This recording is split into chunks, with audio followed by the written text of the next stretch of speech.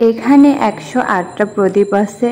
পুজো শেষ করার পরে এগুলো জ্বালানো হবে। আর দেখো আমি আসার আগেই পুজো শুরু হয়ে গেছে। কি বৌদি ওরা আমাদের কথা জিজ্ঞাসা করতেছিল আমরা এত লেট করলাম কেন।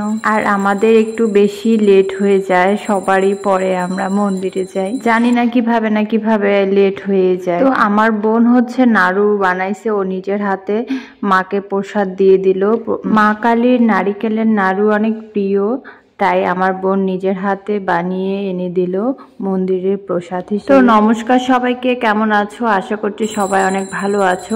সবাইকে হ্যাপি দিওয়ালি আর কালী পুজোর অনেক অনেক শুভেচ্ছা সবাইকে। সবারই মঙ্গল কামনা করছি মায়ের কাছে আমার একটাই চাওয়া, সবসময় সবাই যেন ভালো থাকে, সুস্থ থাকে, এটুকুই চাওয়া। তো এই পুজোটা হচ্ছে আমাদের পঞ্চগড় জেলা তেঁতুলিয়া থানায়, এটা কালী মন্দির। এই জায়গাটাতে অনেক পুরাতন একটা মন্দির ছিল, তো ওইটা ভেঙে তারপরে নতুন করে একটা মন্দির করা হয়েছে।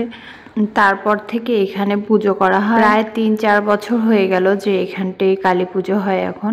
তো দেখো সবাই অঞ্জলি দেওয়ার জন্য বসে আছে। তো আমরা সবাই বসেছিলাম এখানটায়, পুজো দেখতেছিলাম। এখানে মামা মামি কাকা কাকি বোনেরা সবাই আছে। সাধারণত পুজোর সময় সবাই একসাথে হই, তাছাড়া কেউ কারোর সঙ্গে অতটা দেখা হয় না।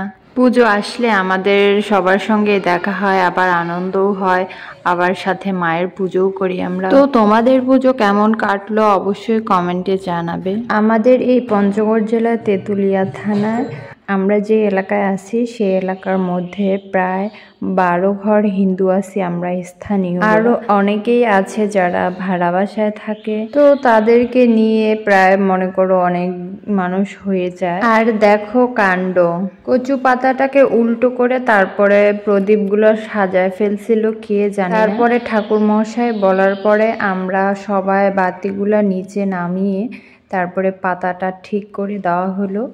আবার পরবর্তীতে ঠিক করে প্রদীপগুলো সাজানো হলো। প্রদীপগুলো সাজানোর জন্য আমি এখানটা হেল্প করতেছিলাম। আর দেখো প্রদীপগুলো তো একটা করে সলতে দেওয়া হয়েছে, পরবর্তীতে আবারও 2টো করে দেওয়া হয়েছে। না কে বা কাহারা এই কাজটা করেছিল, আসলে হয়তোবা বুঝতে পারে নাই, তার জন্য এরকম করে দেওয়া মানে দিয়ে দিয়েছিল। তো তারপরে আমরা সবাই মিলে ঠিক করে ফেললাম।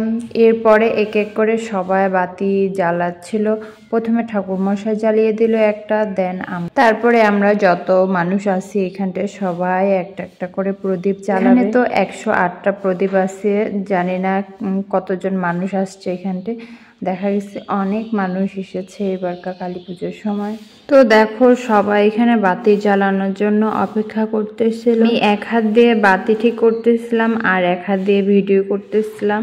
তোমরা তো জানোই যে আমি একাই ভিডিও বানাই। তো সকলে এক এক করে বাতি জ্বালানো শেষ হয়ে যাওয়ার পরে দেখো আমরা মন্দিরের ভিতরে এসেছি। আর আমাদের মন্দিরটাতে একদমই কোনো জানালা নেই, তো ছোট করে মন্দির, তো ভিতরে ধূপ জ্বালানো হয়েছে। আবার বাতি অনেকগুলো, গরমে আর ধূপের কারণে চোখ দিয়ে জল বের হয়ে যাচ্ছিল। তো এই যে সামনে একটা ছাগল দেখতে পাচ্ছ, একজনকার মানতি ছিল, তো ওই মানতের ছাগল। তো আজকের ব্লগ এতটুকুই ছিল। সবাই ভালো থাকো, সুস্থ থাকো এবং কালী পুজো ভালোভাবে করো। টাটা।